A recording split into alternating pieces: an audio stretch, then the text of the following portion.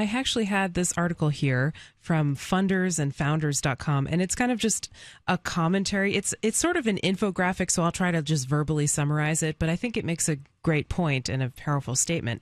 And it's basically about how the idea of being an employee with like a steady job and benefits and all that kind of stuff is just going away. Like employment is changing, and everyone is pensions change. Well, is this just they almost don't exist anymore? Oh, sure, absolutely. Forget it. So is this just in the U.S.?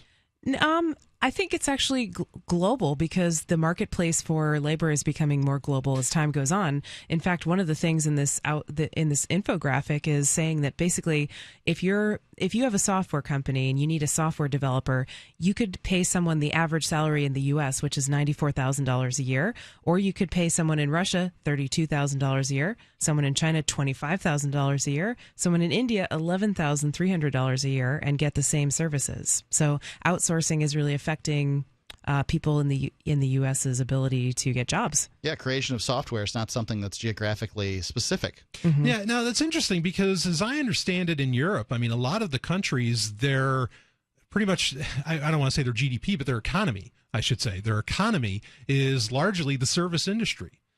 Which is the antithesis of entrepreneurship, I think. Yeah, there's a little bit maybe of even geo arbitrage going on too, because you can live more cheaply in certain places in the world, right? Like it's very expensive to live in like England, for instance, or even the US compared to living in China or India. Certainly. Yeah, very true. So what's the trend? What exactly is going on? So the big trend that a lot of people probably are aware of is the rise in people not being employees, but being hired as consultants, freelancers, and independent contractors. And it actually, if you are an employer, it costs 30% less to hire an independent contractor than to hire an employee because you don't have to give them any benefits that are mandated by the government. And it's just this whole different type of job is springing up in response to the idea that the government mandates you have to give your employees health insurance and you have to give them maternity leave. Isn't this the race to the bottom? What are you doing? Celebrating here the destruction of what made this country great? I'm not really celebrating it. I'm just saying that it's happening. And there's this race to the bottom. Yeah. Well, I would think this is actually pretty great because independent contractors essentially can offer their services without all that overhead, without all the overhead of being a part of a big company. I actually see it as a positive because I'd rather be responsible for my own health insurance. I don't really want it tied to my employer. They don't need to know details about my health and my medical conditions and stuff like that. They don't need to have an interest in my health, right? And the fact is employment's competition. So if I can get that job from somebody else by offering a lower wage, then maybe that's what I want to do. Maybe it's not. Maybe I want a different job where I get paid a higher wage. I don't know.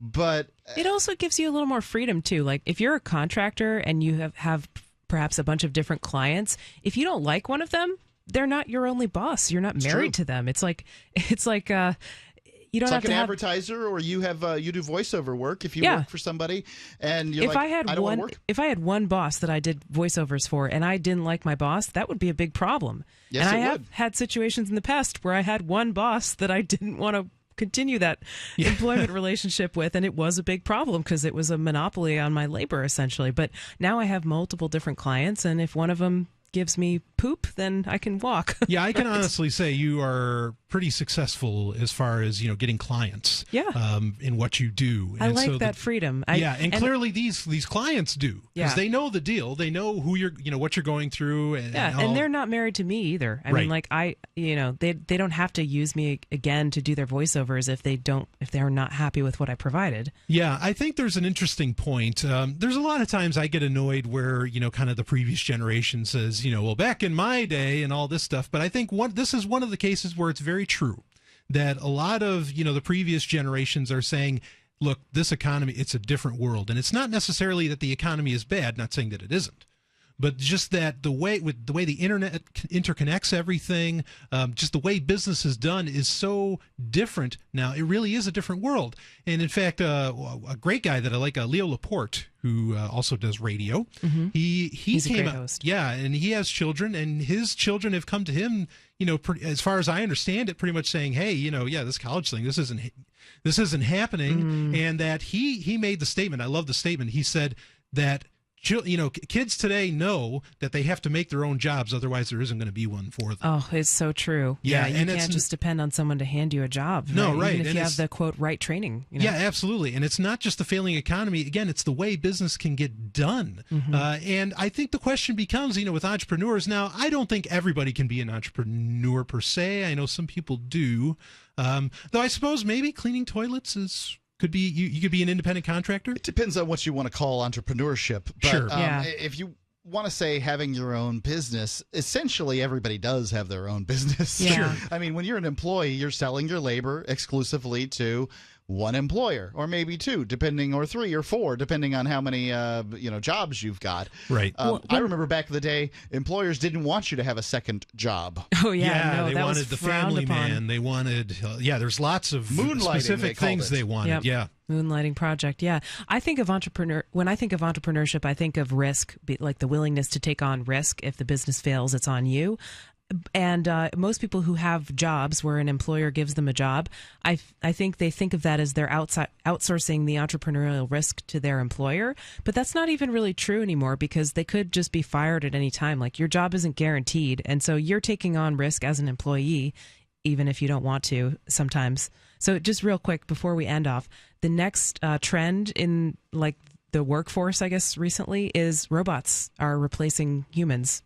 It's supposed to be next year in 2015. They're going to some company called Sprint. Maybe it's Spirit. Maybe I misread it. After I read the story, I'm like, did I read Sprint or Spirit? I don't know.